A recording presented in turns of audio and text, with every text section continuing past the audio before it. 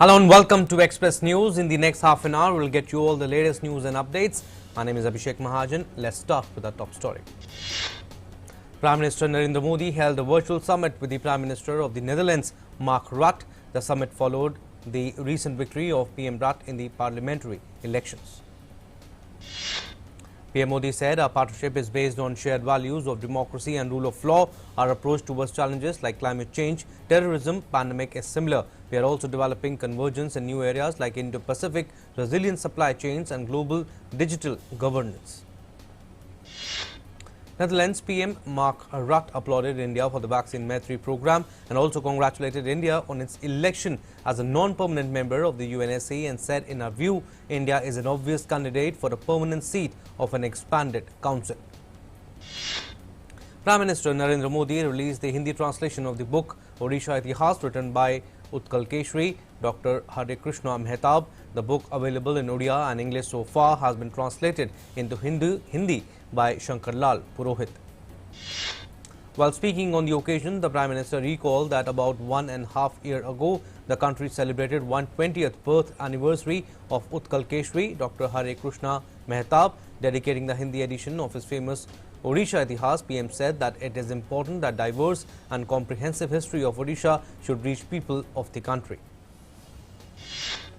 Prime Minister remembered Dr. Mehtab's contribution in the freedom struggle and lauded him for his struggle for the reformation in society. PM also said that during the emergency, Dr. Mehtab went to jail opposing the party under which he became Chief Minister. He went to prison for both independence and for saving the country's democracy.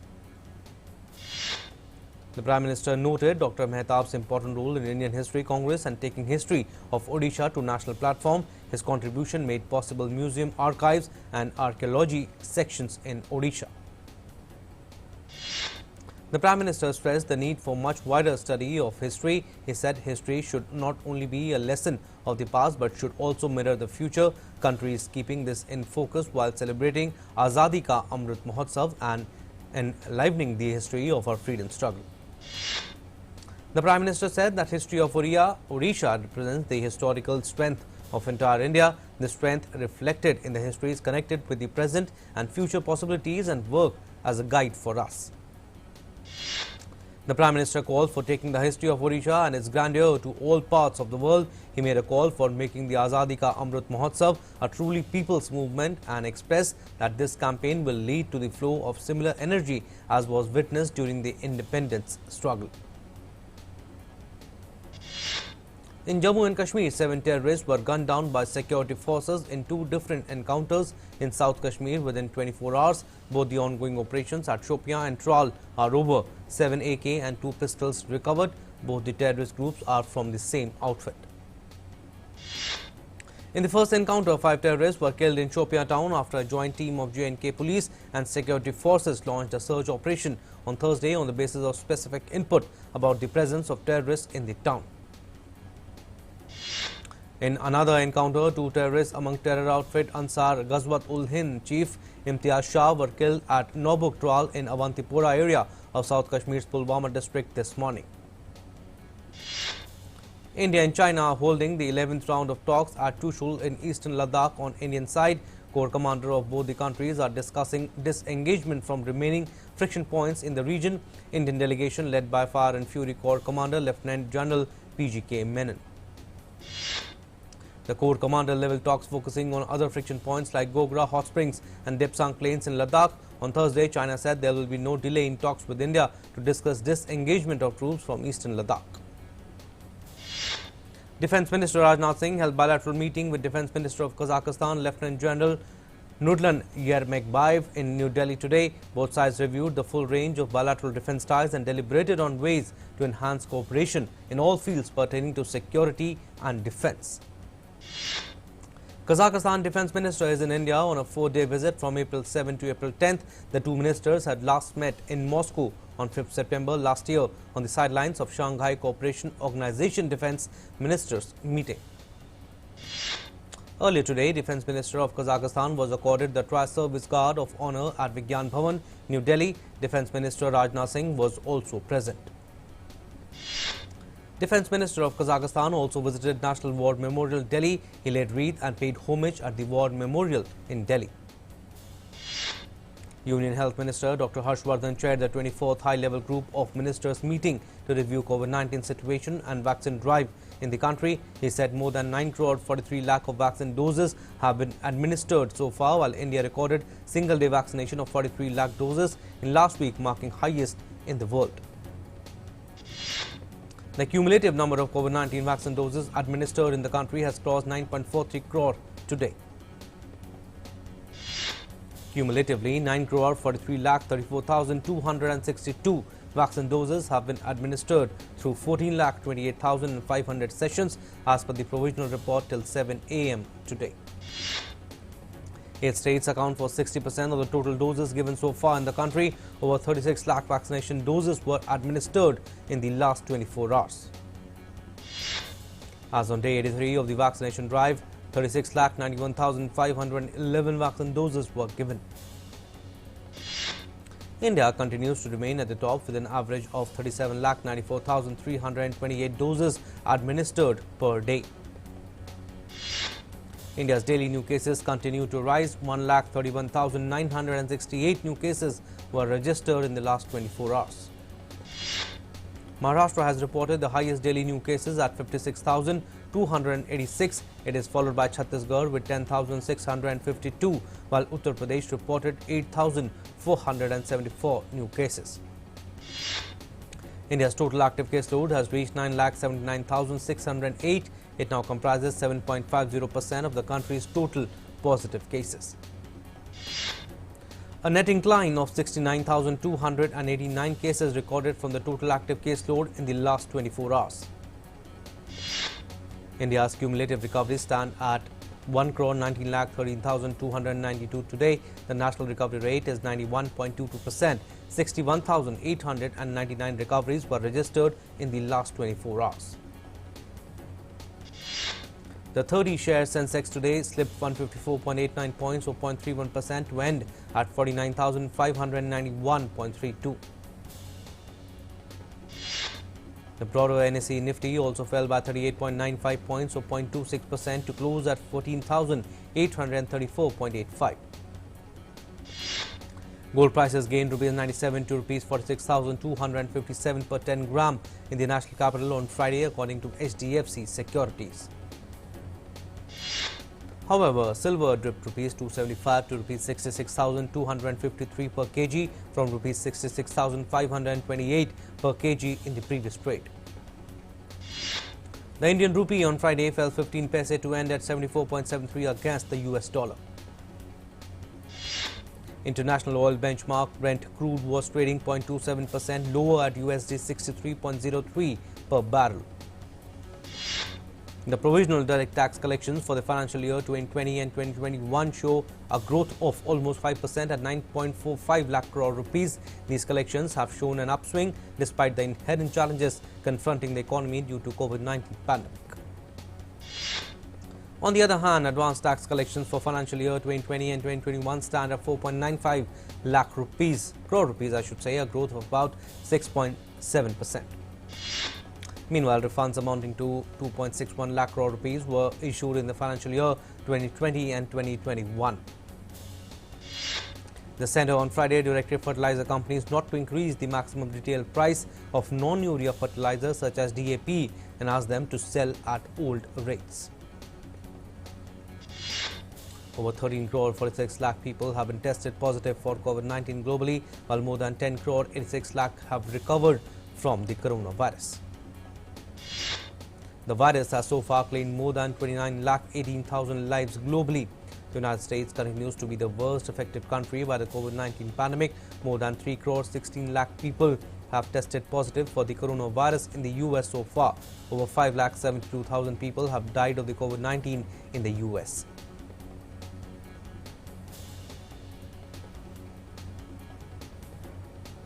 So Brazil on Thursday set a daily record of 4,249 COVID-19 deaths, with the cases increasing unabatedly in the country. President Jair Bolsonaro called for a middle ground to be reached on the imposition of lockdown in Brazil. Brazil has reported more than 1 crore 32 lakh 86,000 cases of COVID-19.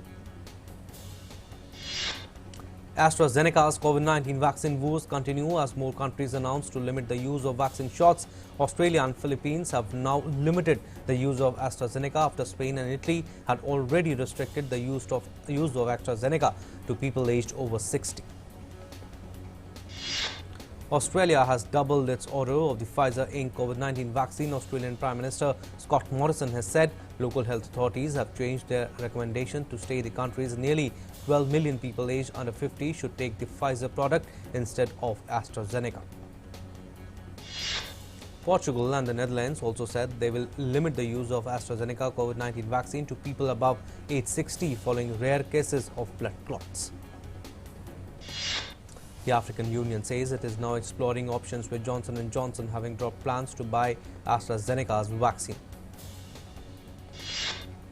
Mexican President Andrés Manuel López Obrador on Thursday said he will get the AstraZeneca COVID vaccine to boost confidence in the shot after it was linked to a rare blood clotting disorder. The 67-year-old president said that the benefits outweigh any risk of the low-cost shot, which is a core pillar of Mexico's vaccination strategy. The United States on Thursday donated field hospitals to Argentina to aid in efforts to combat the spread of COVID-19. The head of the U.S. Southern Command, Craig Fowler, met with Argentina's Defense Minister, Agustin Rossi, in Buenos Aires for an event to mark the donation of the 3 field hospitals. United Kingdom's Prince Philip, the Duke of Edinburgh, passes away at Windsor Castle today at the age of 99. The information was given away by the royal family of Britain on its Twitter handle. PM Modi expressed grief over the death of Prince Philip and said Prince Philip was at the forefront of many community service initiatives. U.S. climate envoy John Kerry has said that the United Nations Climate Summit to be held in Glasgow, Scotland in November is the last and best opportunity to get real and serious about combating climate change. Expressing concerns, he said science shows how we are running out of time. At least one person was killed and several others wounded on Thursday when a gunman opened fire at Kentmore Cabinets in Bryan in Central Texas. Police Chief Eric Busk said the suspect was believed to be an employee of the business. The suspect has been taken into custody. U.S. President Joe Biden formally announced a series of executive orders aimed at ending gun violence in America. The president also called on the Justice Department to crack down on ghost guns, unregistered firearms assembled from kits and gun accessories that can functionally transform pistols into rifles. The U.S. State Department has played down expectations for talks on how Washington and Tehran might resume compliance with the 2015 Iran nuclear deal. State Department spokesman Ned Price said the U.S. envoy was likely to return home as the talks break for the weekend. White House Press Secretary Jen Psaki has said the United States is increasingly concerned about what it sees as escalating Russian aggression in eastern Ukraine. Psaki also said that the White House is discussing Russian troop movements and ceasefire violations with its NATO allies. The U.S. State Department said the Good Friday Accord protecting peace in Northern Ireland should not become a casualty of Brexit. The statement comes after more than a week of nightly violence, partly fueled by frustration among pro-British unionists over post-Brexit trade barriers. Medical experts used anatomical diagrams and charts to testify that George Floyd was killed by police pinning him to the ground, not a drug overdose, challenging a key assertion by former police officer Derek Chauvin in his murder trial for Floyd's deadly arrest. The doctor said that Floyd died from a low level of oxygen. A South Korean ship and its captain, who were detained in Iran since January, were released on Friday. The chemical tanker was seized in the Strait of Hormuz of Oman by Iranian authorities, who accused it of polluting the waters with chemicals. Residents of northern areas on the Caribbean island of St. Vincent have been ordered to evacuate homes due to a significant increase in the risk of an eruption of the La Soufriere volcano. The government has said. Prime Minister of St. Ralph Gonsalves said people living in so-called red zones needed to leave immediately as the volcano pumped out more smoke and steam. In New York now, Bright Neon has filled up the 3,500 square foot shop in Lower Manhattan with handmade neon signs and art in the house. City's Let There Be Neon has been making neon signs since 1972. Glowing signs and colors of the rainbow illuminate the store as glass vendors shape tubes into letters and designs, filling them with neon or argon gas to create different colors. A fossil of skunk-like mammal that lived during the age of dinosaurs has been discovered in Chile called A.S. ornithurium sen. This species inhabited South Chile's Magallanes region during the Mesozoic era of the dinosaurs. The animal is thought to have lived between 72 and 74 million years ago and have been a herbivore. A handful of endangered sea turtles have been returned to Israel's Mediterranean waters after surviving a massive oil spill. While 29 green or loggerhead turtles washed up dead, 3 of each endangered breed were rescued by Israel Nature and Parks Authority. After 3 years of refurbishments, including structural reinforcement, the house where the British painter, sculptor and writer Leonardo Carrington lived for almost 60 years in Mexico City has been transformed into a museum aiming to show how the renowned artist lived.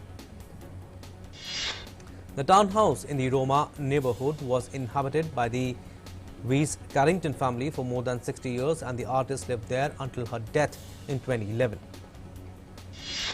Representatives from Peru's National Forest Service rescued a young male condor that showed signs of being poisoned. After being rescued, surfer specialists were able to determine that he was seriously dehydrated and in a delicate condition. The bird spent several days hovering near a river without flying or feeding before residents of the Huacpay sector of the Quechua district in the province of Arequipa notified local authorities. A rare poster for the 1965 James Bond film Thunderball is headed for auction today and expected to go under the hammer for up to $16,000 US. Measuring 30 by 40 inches, the linen-backed poster was designed to be cut into 4, according to British auctioneer Ed Bonks, which anticipates it fetching between £8,000 and £12,000. The highlight of an online sale of Bond memorabilia, the advanced British Squad poster has 4 panels depicting the suave 007 agent, then played by Scottish actor Sean Connery, fighting villains or surrounded by scantily clad women. A disabled baby alpaca has been able to walk again with its own set of wheels. The alpaca now totters happily around its owner's barn. The owner, named Ronja Paul, first saw the disabled baby alpaca at the friend's farm. Her heart melted and she resolved to give the tiny orphan a home and a special wheeled harness for walking with. Indian players would not care for the reputation of higher-ranked Latvians and play fearless brand of tennis, Captain Vishal Uppal said on Friday, confident that they can topple their formidable opponents in their upcoming Billie Jean King Cup tie. Dutee Chand, the Jakarta Asian Games silver medalist in 100 and 200 meters, will receive Chhattisgarh Veerni Award. Due to the ongoing COVID-19 pandemic, the inaugural edition of the awards ceremony will be held virtually on April 14th.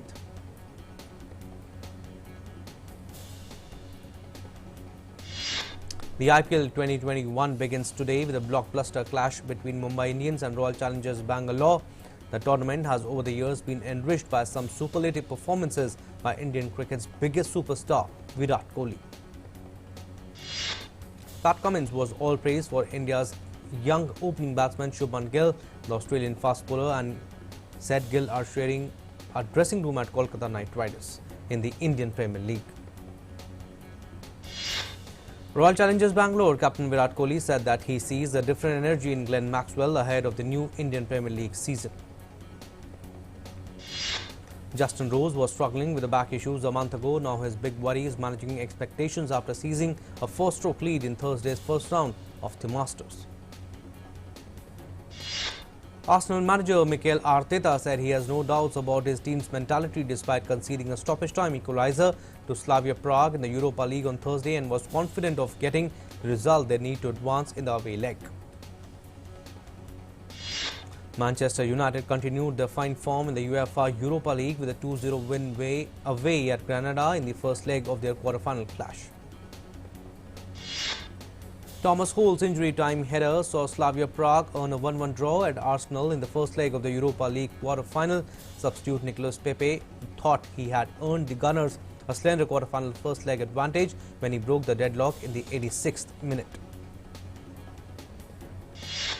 India will compete in more than one sailing event in an Olympics for the first time after Vishnu Saravanan on Thursday qualified for the Tokyo Games in laser STD class.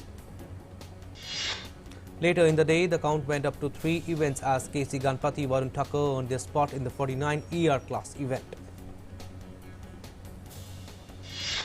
Earlier, Netra Kumanan became the first ever Indian women sailor to qualify for the Games in Tokyo in the laser radial event at the Musana Open Championship, which is an Asian Olympic qualifying event. After spending more than a year without a competition, the Indian weightlifters are ready to test themselves in the Asian Championships to be held in Uzbekistan from April 16 to 25th.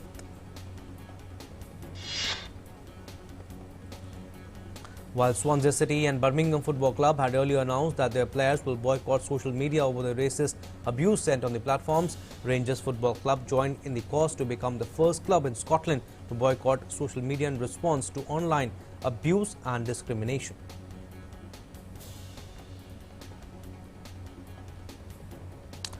Right, we'll go straight across to the weekly briefing of the Ministry of External Affairs, which is happening after PM Modi's virtual summit with the Prime Minister of the Netherlands. Questions that we have received. Over to you, Sandeep. Thank you, Arindam. Namaskar. Our high-level engagements with Europe continues despite the challenges of the pandemic. After the virtual summit with the EU in July 2020, we have had virtual summits with Italy, Luxembourg, Denmark, Finland, and today with Netherlands between Prime Minister Shri Narendra Modi and Mr. Mark Rutte, the Prime Minister of Netherlands. This was the first high-level interaction between the two countries after the state visit by the King and Queen of Netherlands to India in October 2019. The virtual summit was also among the first such summits which took place after the general elections in Netherlands held in March 2021. As you are aware, India and Netherlands have long-standing warm and friendly relations based on shared values of democracy, rule of law, respect for human rights, and the historic bonds of friendship.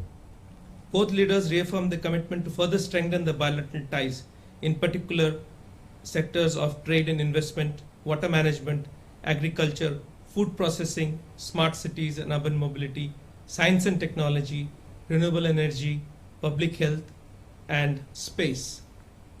The highlight of the summit today was its focus on water. As you know, the Dutch are the world leaders in water management. 1/4 of their area is under sea level. They have successfully overcome the water-related challenges and have tested technology solutions in delta management, flood control, desalination of soil, ports and inland waterways, water recycling, as well as wastewater to energy conservation. They are also a global maritime power. You are aware that water security is a high priority of India. The government is focusing on promoting water efficiency, its quality and safety through flagship schemes and initiatives like the Pradhan Mantri Krishi Sinchai Yojana, Water to Every Farm campaign, Har Khet Ko Pani, Per Drop More Crop, Namami Gange mission, and then also the Jal Jeevan mission, and the recently Jal Shakti Abhiyan, which is Catch the Rain campaign. India and Netherlands have strong cooperation in the water sector. Few of the ongoing collaborations between the two countries, which sets excellent example of the close association, were also highlighted during the summit. These are the Dutch-India Water Alliance for Leadership Initiative, Diwali, which is a platform for designing solutions to water challenges, and also Lotus HR, which is local treatment of urban sewage streams for healthy reuse, which is being implemented in several cities, including in Delhi. In order to further intensify the ongoing cooperation in water and to bring greater coherence in the sector, the two leaders announced the launch of a strategic partnership on water. To start with, they agreed to elevate the joint working group on water to ministerial level. They also discussed to broaden bilateral cooperation in new areas of water, including water budgeting, cost-effective decentralized treatment technologies, converting wastewater to energy, application of AI in decision-making, non-point pollution source assessment and abatement, mapping of ecosystem services, reclaiming river space, basin protection against disasters, and river hazard management. If we talk about trade and investment, the Netherlands is the third largest investor in India in the year 2019-2020, and India's fifth largest trading partner in Europe in the year 2019-20. There are more than 200 Dutch companies in India, and we also have almost the same number of Indian companies in Netherlands. After Brexit, Netherlands is seen as a gateway to Europe. As you already know, Rotterdam port is the largest port in Europe and covers 40% of the European trade. To facilitate bilateral trade and to resolve issues of Dutch and Indian companies, both sides announced setting up of a fast-track mechanism between the two countries. For Dutch companies and investors in India, it will be set up in the DPIIT. And for Indian companies in Netherlands, the Netherlands Foreign Investment Agency will be responsible.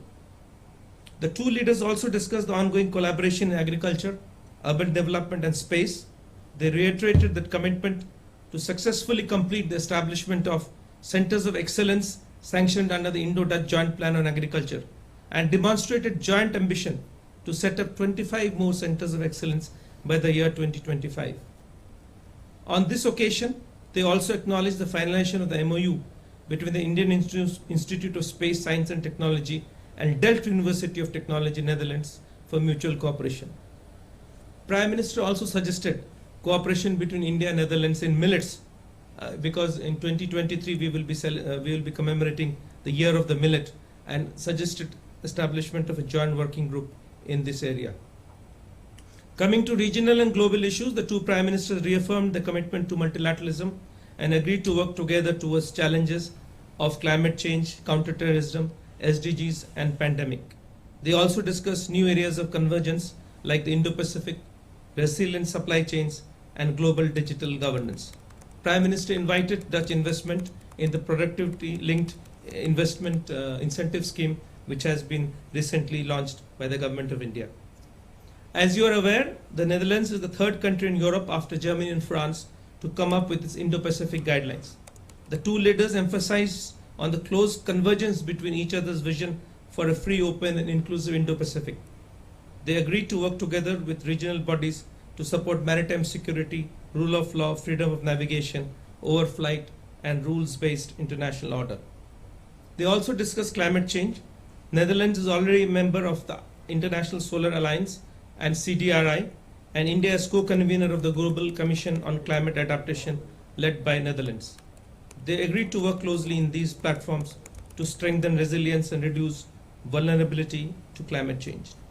The two leaders also exchanged views on COVID-19, including vaccine solidarity and support to combat the pandemic. They emphasized on the need to promote equitable and affordable access to COVID-19 vaccines to all countries.